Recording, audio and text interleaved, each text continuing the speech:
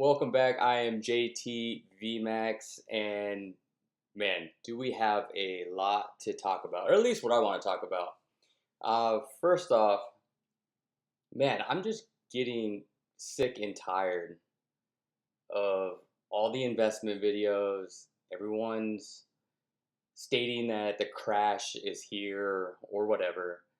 But yeah, I'm just getting fed up. Just getting fed up with all that, and that's why I wanted to come back, make a video, uh, and talk about just in my opinion, right? Kind of like what's going on. I still believe distribution is the problem, right? It should go Pokemon Center or Pokemon, uh, then to like Target directly, right? There should be no middle person or middle company, because that's where it gets bottlenecked, right? That's where everyone like starts cherry picking, and that's why you see all these whatnot streamers having hundreds to thousands of packs, and you know, it's like how I can't find anything out in stores for MSRP, and how do you have 1,000 packs? So, and more recent, I saw this like reel on Instagram, and this account, Phantasmal Flames, is about to release like today or this week. Besides like the pre-releases, the person had like stacks, like up to, I mean, you can't even see, like up to this, like times 10 to 20 of Phantasmal Flames. Like, where did you get that at? Right? Because it's not at my Walmart, it's not at my Target, it's not at wherever now everyone's selling or these businesses are trying to sell, at least close to MSRP as best they can. But it's like this set hasn't released yet officially, and you have you know hundreds and thousands of packs. Like, it doesn't make sense, right? More questions than answers definitely have been, or need to be asked, or need to be answered in my opinion. But I just wanted to just, it's been frustrating, and I know probably if you're watching this, you're lost or a little bit confused on what to do, when to buy. And so that's why I'm making this video, because this is what I've been doing, and it seems to be holding fine, right? I'm using the collector app under JT Max, so if you want to look under what I'm actually buying, if you don't believe me, then you can use that app, just all lowercase JT Max, and you'll go ahead and look at what I've been buying. I'm putting my words to the product, and yeah. So what I've been buying, right? Really, I'm actually kind of happy things are coming back down to earth. I'm not gonna say it's a crash or these fancy words that, was it like stagnation? What is stagnation? Like, can sure, it's a fun word to say, right? But let's just say things have gotten really expensive, right? MSRP is not even close. What a booster box MSRP currently, what is around 170-ish, 160. Uh, Prior to that, let's go back a year or two, or at least 2 years, right? MSRP was what, like 90 dollars, from what the YouTubers, the famous YouTubers were saying, like maybe even 70, 80, $90. So as you can tell, right, that is already almost 100% or close to 100% or over, rise in MSRP for a booster box alone, right? Um, so as you can see, right, like prices are gonna vary wherever you buy, but as Scarlet and Violet has started to decline, right, because it shot up. I mean, I watched my collector app boom, from I want to say when I really started noticing, like July to August, September, right? It was like 500 to $1,000 a week. Everything just kept climbing, and I was like, wow, I need to do something about this. Like, it can't go up forever, right? And if you're stuck holding the bag, there's always a winner, there's always a loser. I saw that as an opinion. I had a bunch of raw cards at that time, some sealed product, but raw cards. And so I said, you know what, enough is enough. I made, you know, a good chunk of profit, right? Technically. And so I started to sell, right? And of course, what I used, uh, I didn't want to go to card shows, right? Everyone has their own weird way of vending, which I'll make my own personal, or I should say, another video of my opinion of vending, right? Where essentially vendors will set their own prices based on whatever app or whatever they think, right? And then they're obviously right in their opinion because they're sitting on the opposite end of the table selling. So regardless of whatever you say, you know, they always have a counter or something. And I shouldn't say all, but definitely the ones that are just like stuck in the greed mode. You know, they may be in the hole. I don't know. But you know, the ones that are always not friendly looking and just difficult, right? They're not even welcoming. You're like bothersome that you're even questioning, you know, their price, which once again, this is a people based, you know, market where we're putting the value to a card essentially, and then that's what we're doing.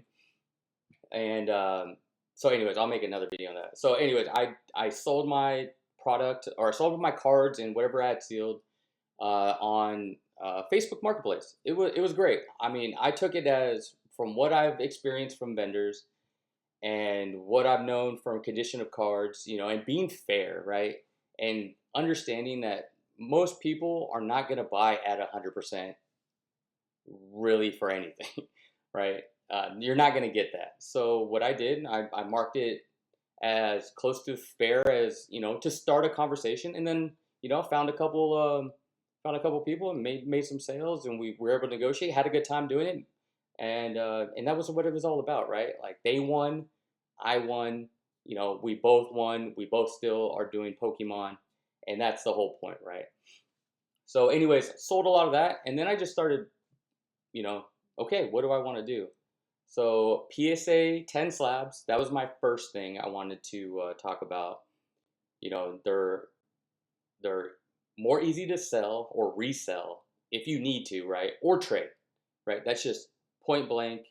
And and then obviously sealed product. Everyone's been talking about that. I am now on the train of sealed product.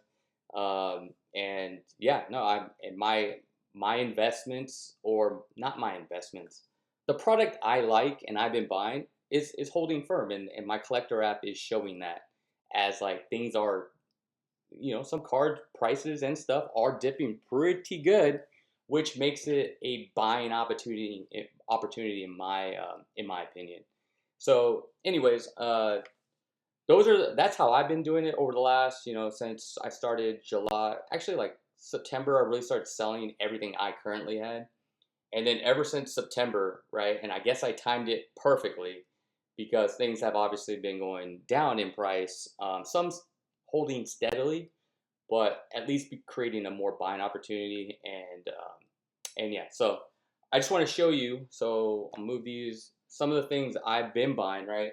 And each video I plan on just showing what I've been buying. And once again, go to Collector app, great app, not sponsored.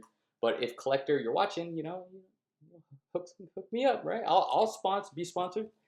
Um, so anyways, you got the 30th anniversary coming up, so no brainer, right? Picked up the PSA 10 Charizard 25th anniversary. I was like, you know what? If you know it's a sought out card, you got the anniversary coming up. I do think it has great potential, or at least going to hold value, right? And you know, it's dipped a little bit, but my buying price was built in for if it does dip a little bit more. And once again, you got to find the right seller that's willing to work with you. And obviously, the greed level is not at a, you know, at a 10, a 1 out of 10 scale. You know, their greed level is kind of normal, right? Right at a 6, you know, 5 to 6, you know, maybe 7, depending on what they have. Um, so, you know, you got to find, you got to just keep fishing out there. And of course, that's what I've been doing. So I picked up this card at a good price point. And then the second card, um, I wanted to, you know, definitely dive into was just Crown Zenith in general. I think Crown Zenith is going to be a long-term everything, and everyone's going to want Crown Zenith cards. So, you know, I was like, you know what, Crown Zenith got a good price. You know, could 3x, could 2x, like what we've seen over the last, couple months or this year, how things can just rocket up quickly, and next thing you know, you had $100 car, and now it's worth five, six, maybe even $800. So Crown Zenith though, sought after and easy to move because everyone loves Crown Zenith. And as you notice with these cards, they're from or an either the Sword and Shield era or will be earlier. So that's my focus, all right, and that's where I want to transition to. Um, Sticking to still Sword and Shield era, I was able to pick up this Astro Radiance booster box, in my opinion, solid condition. One, I didn't have it, so two, now I do. I actually like Astro Radiance, and I think this is a great pickup at the price point that I got it at. And so, Sword and Shield, in my opinion, is where people should be buying. Definitely, Sword and Shield. I cannot stress this enough. It is falling with Scarlet and Violet, which to me is a key red flag indicator to buy. But who knows, right? I don't have a crystal ball. I don't know anyone in Pokemon. I'm just a normal person, just like every one of you. I'm buying stuff that I like, and what I think will at least be a good hold, or hey, if there's something cool that comes out, like the Phantasmal Flames UPC, right? Once that price kind of starts settled, maybe I can, repurpose that Astral Radiance booster box, get that price point down a little bit, and then work off that. And that's a win-win because am I in love with Astral Radiance booster box? No, I like it, and that's why I bought it. But if there's something cooler that I want, then I can use that to get me to that next level, and also I don't have to put as much cash up front with it. So once again, things that have value, and they're not going to get reprinted. So it's not like Sword and Shield or any earlier eras are getting reprinted. That's the other thing you got to think of, especially when you're buying and putting your hard-earned dollars to the mix. So my focus, 100% Sword and Shield, and during the next couple of videos, I will just keep showing you kind of things I bought to once again solidify and not just making this false narrative, of, oh, this is what you should buy, this is what you shouldn't buy. Like, no, buy what you want, and if you're in love with it, then great. Then you made a great deal or a great buying opportunity for yourself. And to me, during my journey of this, got rid of the raw cards, going to sealed and PSA 10s. That's kind of my mentality. What do people want? What are the sets that people really loved? And trying to get those cards while they're dipping, right, in price, and not all-time highs, right? You don't always want to be at the top, but once again, if you love the card, you love the card. So I appreciate you hearing me ramble. Once again, JTV Max, just trying to put my hard-earned money into the TCG that I that I like, that I love, that I enjoy, sharing with my kids, even people that want to listen. It's fun. I love the artwork. As in tradition, I definitely want to open up at least some packs. And really now, the only things I'm going to be opening if I can get it at MSRP, or as close as I can. It's just, what Pokebeard, buy the singles. I am now on that train. I am now a believer. Just buy the singles. Keep this stuff for later, or technically I could sell this for what, $8, $9, $10. Some people are seeing it for 12 on their marketplaces or at their vendor shows. So that's just something I got to be willing to. There could be nothing in here. I got to be willing to say, you know what? Let's make magic happen, because why not us? And I know this video has now gone on 14 minutes, and I just wanted to make sure I get my opinion out there. And once again, just make sure you do whatever you want to do. And this is just what I'm doing, and I hope it helps. Right at the end of the day, That's really all I want to do. Be transparent and, you know, assist where I can. So nothing in that first pack. Heartbreaker. Uh, and also too, I kind of want to know what you guys are buying. What are you buying? What are you looking for? What are you ripping? Are you still ripping? Do you have a person you know at distributing of Pokemon cards? You know, MJ Holdings, that maybe you're getting this all the product and you have no problems with what's going on. You know, that's not the case for most Pokemon fan goers. And you know, my last thing, you know who really hurting that I thought about is the players of the Pokemon TCG game, man. Those people have to be, you know, upset because prices are just ridiculous. Um, Especially if I was playing a game and all of a sudden now all these cards are really, really expensive and I'm trying to build a great deck, you know, I'd be kind of upset too.